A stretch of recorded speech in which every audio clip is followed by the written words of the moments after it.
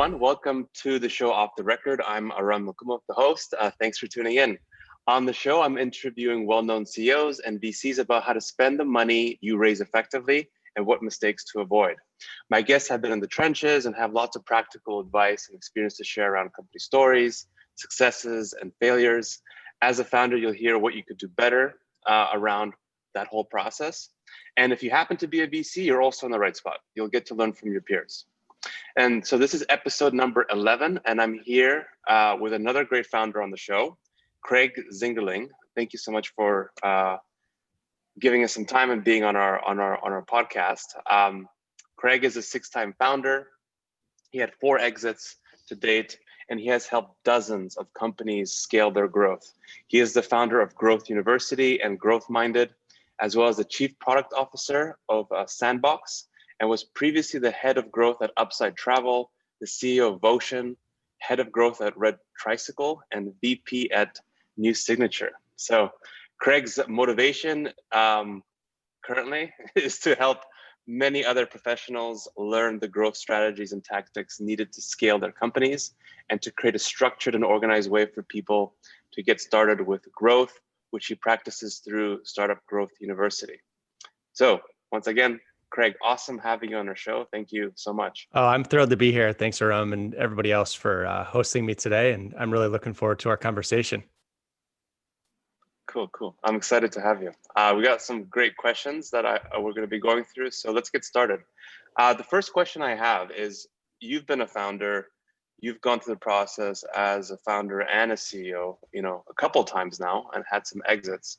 And over the last little bit of time, you've been working with a lot of other founders around helping them kind of build out their businesses, focus on growth, and how they can really accelerate their businesses. So I want to kind of, start off by asking you what makes a great founder, and what traits and signs do you look for having this exposure to them to tell if they're honest or not, or what immediate things kind of you look for, and how can you help them? Yeah, that's a great question. And yeah, I mean, for context, I've worked with about, in addition to the main jobs and gigs that I've done and advisory work, a little bit of investing, really where I've dug in the last few years is around mentorship. And now I'm running curriculums and courses, teaching people growth marketing and product management, and really to help develop those skills and those muscles to become really better at their jobs and to effectively build better products and higher growth startups with more potential, because they're ideally working on the right thing at the right time for the right audience. And one of the things that I think I've seen some of the best founders that I'm coming across have in terms of traits are things like intellectual curiosity, openness, the ability to take on risk. Obviously, is a trademark of founders, because you have to at some point take the plunge, not necessarily in a quit your job type of way and just go all in, because that, I think, is the fable, right, that everybody likes to tell. But the reality is that great founders, I think, are constantly learning, and they're looking at what their peers are doing, and they've got a desire to go out and create something from scratch. And maybe they're not content in what they're currently doing, and so they're starting a side hustle, which has become really popular in the last couple of years. And so I think that, what it all stems down to is intellectual curiosity, a passion for what you're trying to get into. I don't think the experience really matters all that much at this point. I think in the earliest days, you just need to start something and not be afraid to start something, even if it means you're spending a few hours a week on it. And you have to have that, the ability to kind of break out of the mold in terms of whatever you're doing every single day and get into the new thing that you're doing.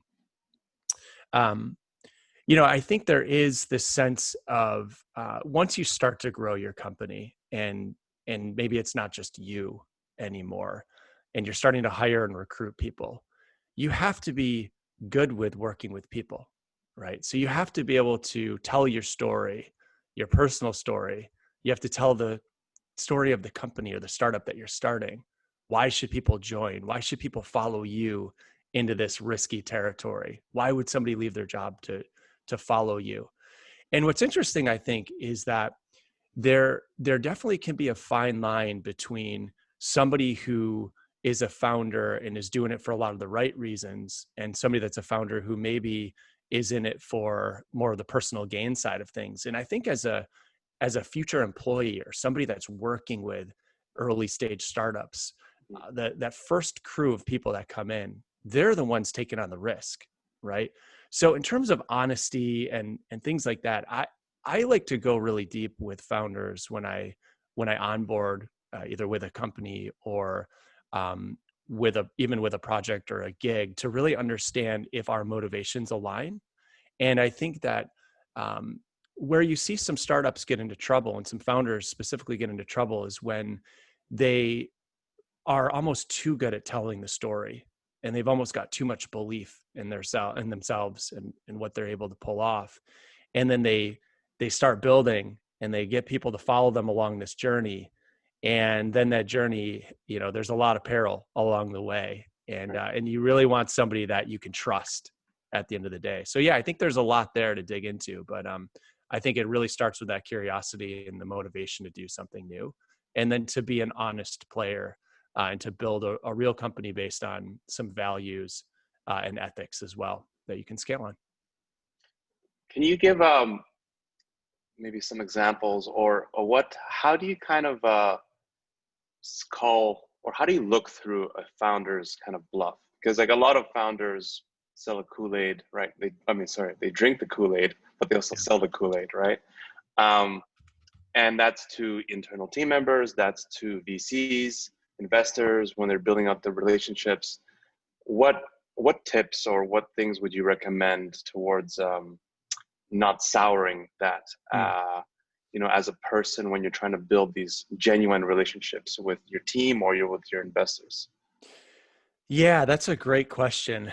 And I think this is an area where there's just not a lot of literature, right? You kind of have to live through it. So if let's say I'm on the employee side and I'm looking at an opportunity, I really need to trust that whatever situation I'm about to get myself into for the next couple of years is one where there's proof that the founder or the core team are trustworthy people. And so how do you suss that out? One of the first things that I'll do when looking at, and the same is true if you're investing in a company, or if you're going to spend time advising a company, you're going to work with a company, right? You're making a commitment of your time. So it's time away from your family or your main job or reading or whatever else you have going on in your life. And so one of the first things that I'll do is start to dive deep on the actual model. What is the thing that they're trying to sell me? Why are they building this thing?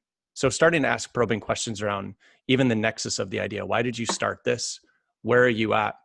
And go deeper and deeper down that funnel. And so there's been some situations, and I won't share names, but I had actually gotten a job offer at one point from a company that it was a great offer. However, I made it pretty clear that building liquidity and it wasn't just about a paycheck. It was more about the future potential and building liquidity and building a really big business.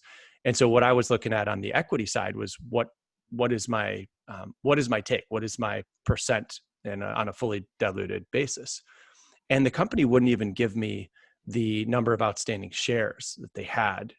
So I couldn't figure out the equity side with a clear view. And that's a danger zone. And I actually turned that gig down. And that's not the first time, and it wasn't the last time that happened. So as somebody coming into a situation where you've got a founder pitching you, if you're the employee or you're the co-founder, you have to understand very clearly where you stand, what the equity and cap table look like, what the salary is going to look like, what happens if this thing tanks, and who's the first one that doesn't get paid, right? What happens if the CEO leaves? These are all like really tough questions, and it's hard as an employee to ask these things. But if you're coming in at the founder or co-founder level, or on the investment side, you have to get to the root of some of those types of questions. And so, I'll put people through the gauntlet effectively and make a decision in terms of how comfortable do I feel. And secondarily, I think you talk to other people that know the founder So if I'm going to hire somebody, I absolutely want that potential employee to talk to people that have worked for me, people that it worked out for, people that it didn't work out for, right? Because it's a two-way street. It needs to work for them and it needs to work for me. And so I think just having transparency and open conversations early and as fast as possible, it really prevents a lot of pain down the road. Okay, great. Awesome. I want to have the next couple of questions talk about, your experience as a founder raising money or dealing with VCs. So in one of the conversations we watched or listened to previously through Growth University, you spoke to one VC about raising, and they said their advice was that you should only really start raising when you're at about 100K MRR. What do you think of that kind of threshold? Is it specific to an industry, type of business model, B2B, B2C, or whatever? Is that like a good threshold to, aim towards when you're starting to raise external capital? Yeah. I mean, so my initial take on that is 100K. If you've grown your company to 100K in monthly recurring revenue, congratulations. I mean, you are one of the very, very few, right? And so I think the question of raising money is, to me, it's less about the actual revenue. It's more about your P&L as a business and your personal. It's a personal runway thing, right? If you're going to start a company and you've got money in the bank, you're good. If you're going to go start a company and you have no money to back into when things go wrong, which they often always do, especially in the early days, then you're probably going to need capital a lot faster, or you're going to need to take the profits of the business, whatever's coming in the door, you're going to be spending that on payroll and other expenses. So I think by the time you get to 100K MRR, I would hope that you've got a large number of options for raising capital, because you've clearly grown a $1 million plus business at that point, and you're well on your way to something bigger potentially. So I wouldn't wait until 100K. I also don't think that raising money is for everybody. And so what I've found, what's interesting, so I'm running Growth University, and roughly 50% of the companies that are coming through the program haven't raised money. Now, 75% of the companies that are coming through have either raised money or plan to raise money. But what's interesting is that inflection point is, I want to raise money, but I'm not quite there. So what is the stage that I raise money at? And this is why people are coming through the program. It's to figure out the ways and the mechanisms to ideally, hopefully grow a little bit faster. So I think in general, you have to have some kind of traction if you're a new founder or you don't have a network of people that you're going to raise for. So rule number one is get traction, right? You don't have to quit your job to get traction. You can, or maybe you quit your job and you get traction. However you do it, you need to do it, but you need traction to raise capital, unless you're a serial entrepreneur who has friends and family and other investors that you could pull from. But I also think that you shouldn't raise money too early. So it's this fine line between what are your personal needs? How much money are you going to be pulling out? Who do you need to hire in what order? How much do you have to pay them? How much money are they pulling out of the company? What does that P&L look like on a monthly basis? And you can build your growth model and your fundraising model around that. But just know that you're going to have to set that raise off of traction, and that traction is going to need month over month growth. And if you're a B2B SaaS company versus a consumer company, those are going to be pretty different metrics that an investor is going to look at, right? So on the B2C side, and if you're a social app or something like that, you may not even be tracking revenue yet. And that might be okay to raise money. If you're an enterprise B2B platform, you may have to have 20 or 30 or 50K in MRR for an investor in that industry to take you seriously. So it's a huge, huge, huge spectrum, but you got to have the traction either way. Yeah, and if you have the traction and you have the profitability, then you in many ways can kind of call the shots or figure out how you want to spend that money. So you got that upper hand. Yes. And that's a great spot to be, actually, because if you've got that leverage, then you can opportunistically raise money, or you can decide to bootstrap. And there's nothing wrong with bootstrapping, right? Not every business is going to be $100 million business, and that's okay. Yeah. And what would you, what kind of runway? Some different investors that we spoke to and founders said that they try to plan for about 18 months of runway um, with the cash that they want to raise for. Is that like a number you've heard as well before? Yeah. Yeah. I think 18 months is good. I've seen it go a lot lower, Okay. frankly. I've seen a lot of founders raise 6 months, 9 months of runway. Mhm. I've actually, I've raised too little money in the past, and that's really hampered growth. Right. All So right. it's tricky and it's a balance, but I think 18 months is generally pretty good because it gives you time to breathe. Right. This stuff all takes longer than you think it's going to take. And I know we're going to get into some of this later, like the operational side of running a startup. I mean, Yeah. it all takes longer. But I will say you may not be in a position to raise 18 months worth of runway, meaning like you don't have enough traction to raise that much money. So you're going to, whatever cards you're going to be dealt, you're going to have to play. And so at that point, then you're looking at, okay, well, maybe I'm growing a little bit more slowly because I'm raising less. My runway is 6 months, or my runway is a year, or my runway is 18 months, but I can't actually get all the people that I need. So it's just a big set of trade-offs. You shared with us an interesting story. I wanted to bring it up. You were at a dinner party, from what I remember, and you were speaking there. You were there with the founder, and the founder, I think, had some investors there as well, if I'm not mistaken. And they had just raised $20 million in funding, but they didn't know what to do with the money, right? They raised all Yes. this money, and they're like, "Oh, what do we do?" And so you were discussing it with them.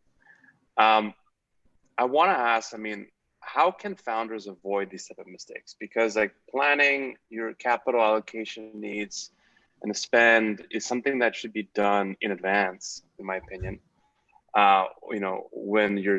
Before you get the money with your investors. So like what suggestions, what tips can you provide for these founders to avoid these type of mistakes?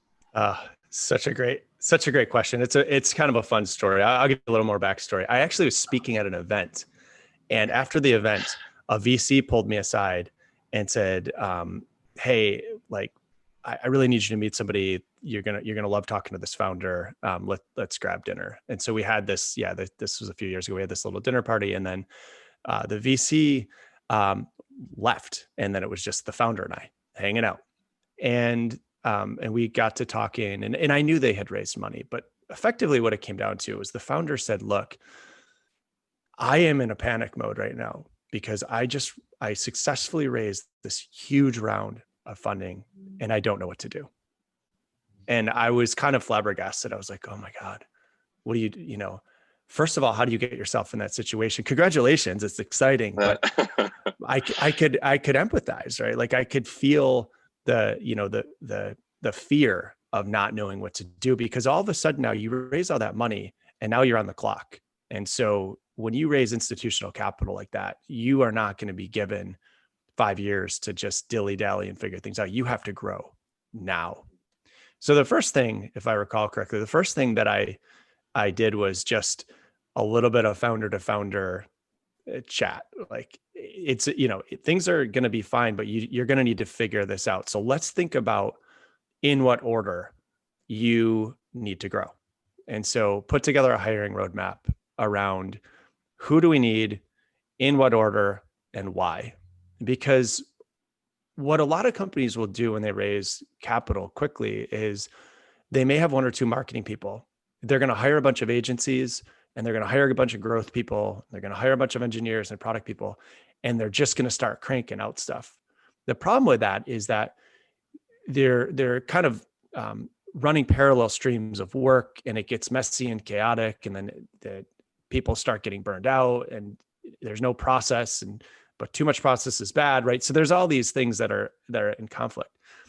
So in a nutshell, slow down, put together a comprehensive hiring roadmap first so that you understand who you need, why you need them. So for example, in this situation, and I don't know the specific details, but if somebody just handed me a check for $20 million to grow my startup, I would probably look at the areas where I'm weakest right now, and I would probably plug some holes And then I'm probably going to build a team that can help me scale. So I'm going to look for peers who have done this before, perhaps, and maybe have some of the industry or domain knowledge that I don't have, so that I don't ever become a single source of failure or a single point of failure or a critical path for anything that needs to get done.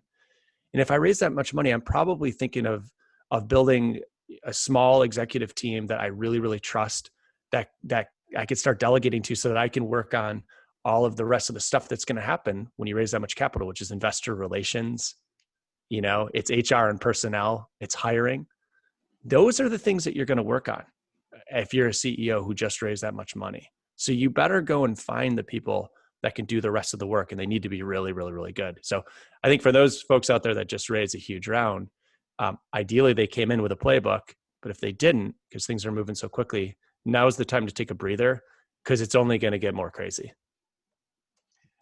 In some recordings we've done today, a prominent VC said that sometimes pausing is accelerating, and I really loved that approach. And you kind of touched upon it just now, that sometimes you need to kind of like, okay, let's take a breather, right? Let's see what we're going to do. But as a CEO, I mean, with this example that you gave, or any company that just got a large amount of funding, whether that's a seed round or a Series A, but how do you efficiently spend that money? Because you said that you could set up a hiring playbook and have like what kind of people you need to hire, but then also like, how do you effectively manage that spend, but also see the ROI in terms of like the spend? And if it's a first-time founder or seasoned founder, I mean, obviously they have different ways to go about it, or might have more knowledge than the other. But how can they do this better? Any tips there? So that's an area where I really think that if you're raising money, you have to have a grip on what your burn rate's going to be. And so this is a pretty simple concept to work through. But basically, you raised a bunch of money. What are the expectations on your company, and how quickly do you have to realize those expectations? And that's absolutely a conversation that you had with your investors. You pitched them something, they're expecting something. And so where I think a lot of companies get this wrong are companies that are specifically trying to blitz scale, right? So they're in a winner take all market, and they raised institutional capital, a large amount of institutional capital, and they go on just a hiring blitz, but they don't really understand yet what things like their customer acquisition cost at scale is going to be, or what the overhead cost is going to be by adding so many people, or what new friction is going to be caused in the business. So I think, again, taking that pause, I love that somebody else had referenced that. I think taking the pause is your opportunity to do this.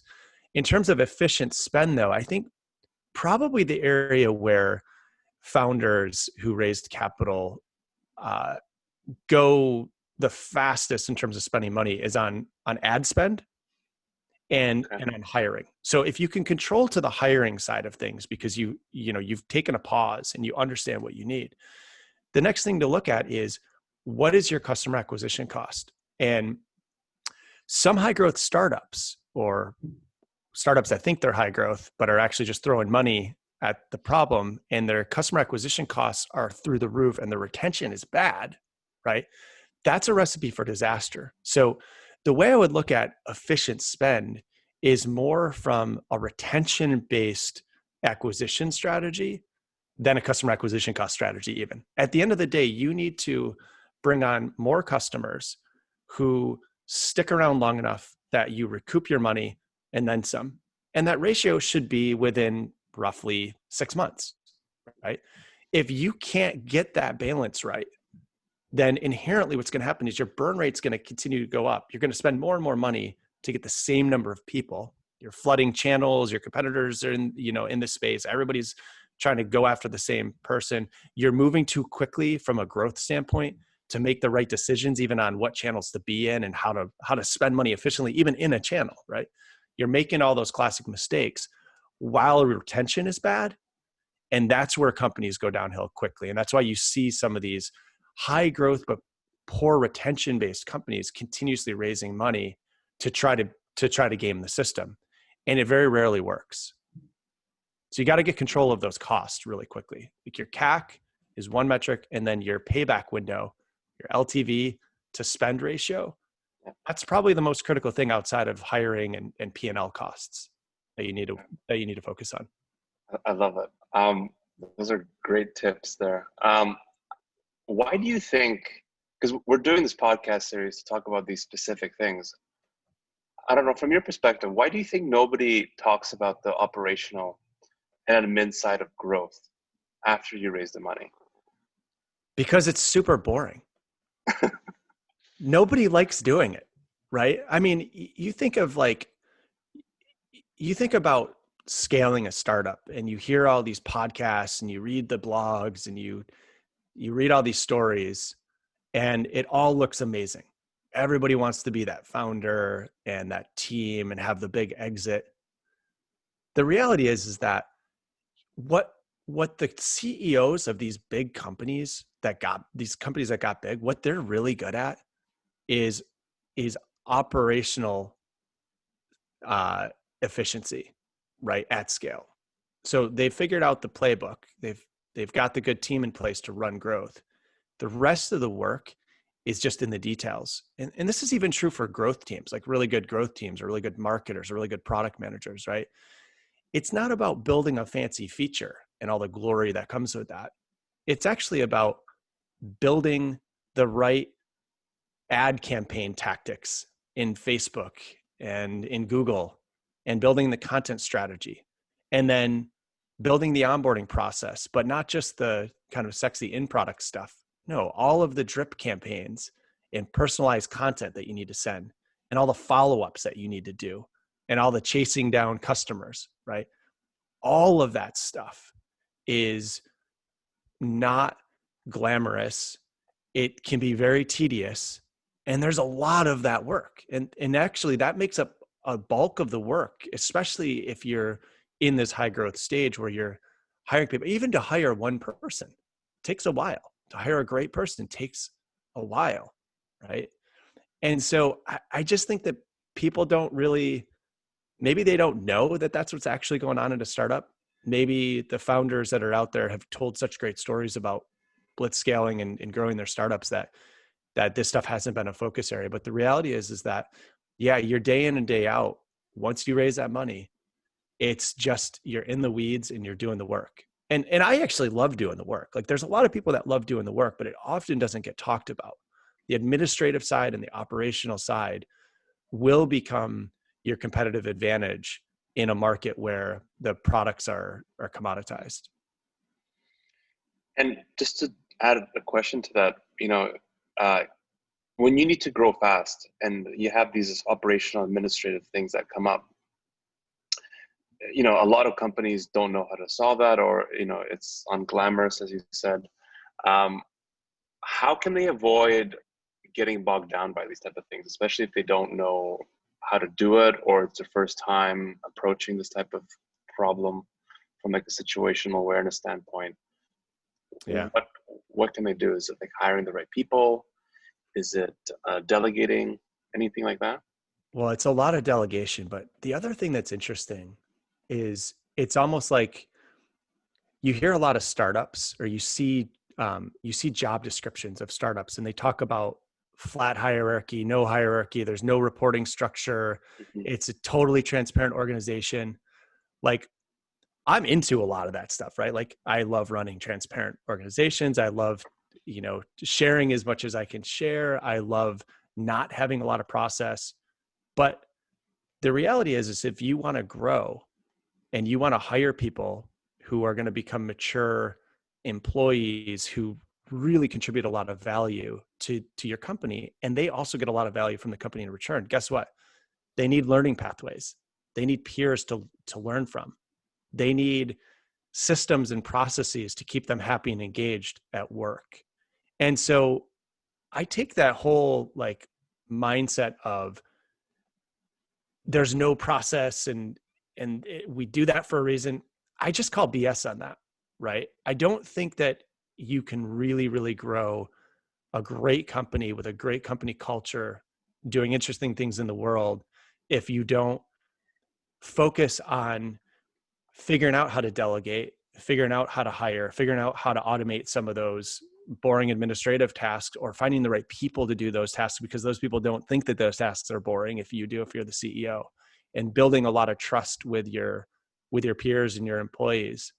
And so again, this is another area that it's not really glamorous and not a lot of people will talk about it, but I think the companies that tend to get bogged down, it's when the core team feels like they need to do everything, and you're splitting time now among 50 different things in a day. And if you're a founder, you don't really want to give up control of the product, but you're going to have to, right? If you're the founder, you don't really want to give up control of the product backlog, but you're going to have to, right? You may want to have a say in everything that's being designed, but you can't.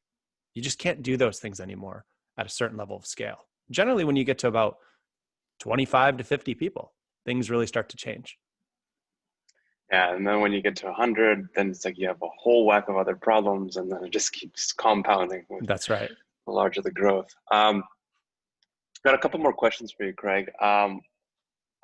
One is, you've worked with, I'm assuming, a lot of companies now this year, especially companies that got affected by the pandemic, right? Yeah. And so a lot of companies probably that raised money, before they had time, 5 years, 10 years to kind of hit all these audacious goals that they set out with their investors. But if those investors now go to them and say, hey, shit changed, the pandemic affected everything. You got to hit those targets faster, and we want to see promising results in the next 6 months. What are some of those things that I, as a founder, can really start prioritizing to demonstrate those quick wins or hitting those objectives faster, more efficiently, at a lower cost? Hard question, but yeah, this gets into a lot of the meat of what I get into in my programs. And just when talking to companies, I think really what you're talking about, I think, is a concept that one of my friends, Eric Custer, calls microtraction. And I just call it kind of either channel focus or channel diversification, how you want to look at it. But basically what this is if you've got investors and they want to see progress, you have to agree on where the progress metrics are. And then you need to get pretty hyper-focused on proving out those metrics. So for example, some investors, they don't really care as much about revenue because revenue is a lagging indicator of growth. So those investors might want to see really strong top of funnel growth, and they want the customer acquisition cost to be low. We'll just pick an arbitrary number, call it $50, $50 to acquire a customer.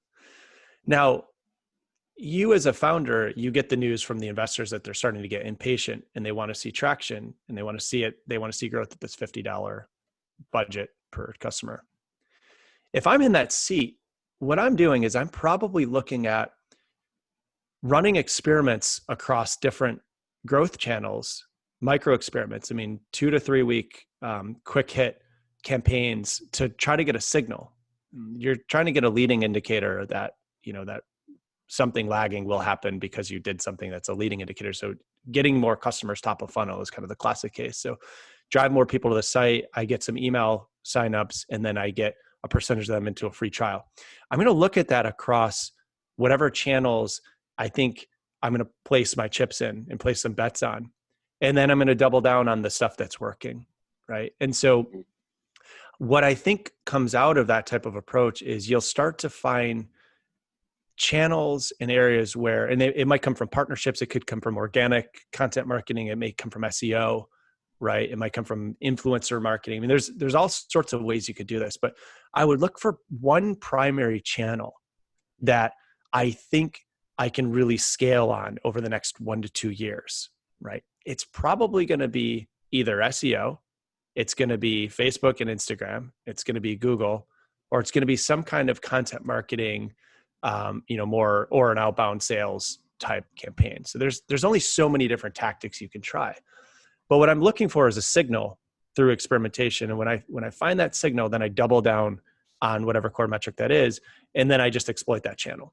And so if I have 6 months basically to do this thing, I'm gonna just go really, really wide quickly if I don't have any data, and I'm gonna run very small experiments to try to get a signal. If I've got some data already, then I'm gonna continuously double down on the channels that are working, kill off everything else, and stay singularly focused on making sure that I can do more through that channel. And usually what happens is you start to get a signal there, and then you could double down and you could spend more, and you start to get things under control. But it's really, really tough when you're under a tight time frame. What happens is you either go too wide or you go too deep. You don't have the right data. You don't understand what the right signals are. So I think it's really critical that you understand, if a $50 customer acquisition cost is the goal, what is the thing that you need to do to get to that $50 customer acquisition cost? How many leads do you need to get one customer? And how much do those leads cost you? And how many visits to your site do you need to get one lead? So it's just a math problem, but you got to do that work to figure out what those metrics are that lead to that cost. And I would start there. Okay. Great advice. Thanks, Craig.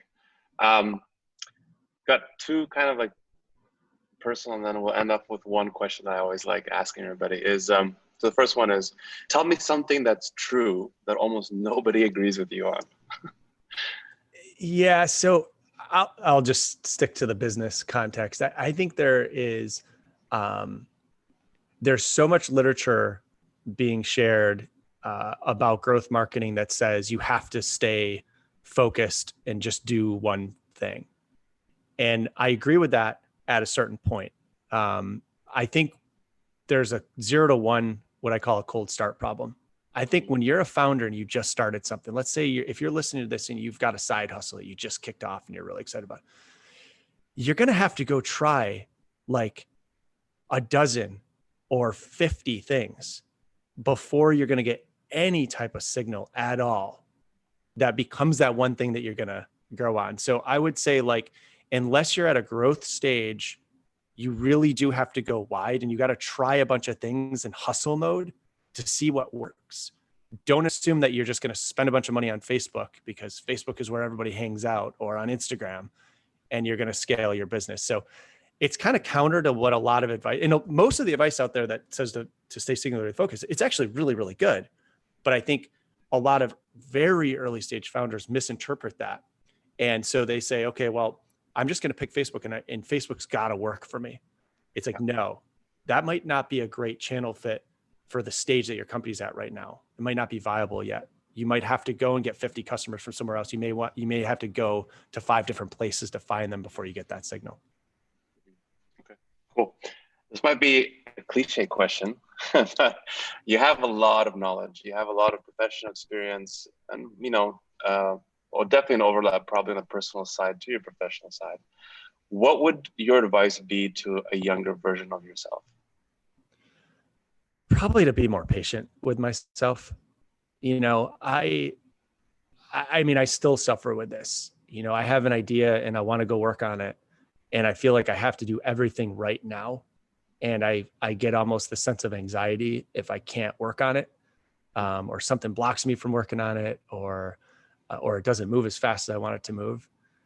And in general, like, I think that sense of like anxiety or motivation maybe is a good thing. But what I would tell my younger self is just chill out a little bit more. Like, these things are going to take longer than you think. And it's not about every single hour that you put in, right? It's not about necessarily time on the keys or time in front of a computer. Like, the value that you get out of taking some downtime and just thinking, getting away for a vacation, staying away from your computer for a couple of days, not checking email 50 times a day, right? I would just be a little bit more relaxed on that, and just give myself a little bit more time to figure things out, because it generally is all okay in the end, right? Like, it all balances out. If you continuously work on the thing that you're passionate about, eventually, ideally, it starts to get some traction, and it doesn't happen overnight. That's very true. And things definitely don't happen overnight. with my last question, Craig, is we're coming close to the end of the year now of 2020. What you provided so much immense kind of knowledge and insights already on this recording, but for the people who are going to be raising money next year, and they're like a first-time founder trying to get their seed round, what would you just one-liner kind of ask them to really think about when they're going to be raising the money and spending it wisely? What true metrics do you know will really impact your business? And does raising money help you positively impact those metrics? Honestly. Okay. That's good. It's good. Good. Awesome. Awesome, Craig. I think I'm all out of questions. You've answered everything. Thank you so much. Amazing having you on our show. Just for everyone who's listening, this was another episode of Off the Record. Just to remind everybody, it's a podcast with the goal to build a community of founders and VCs around it so they can make better businesses together. So thanks again, and stay tuned for our next episode.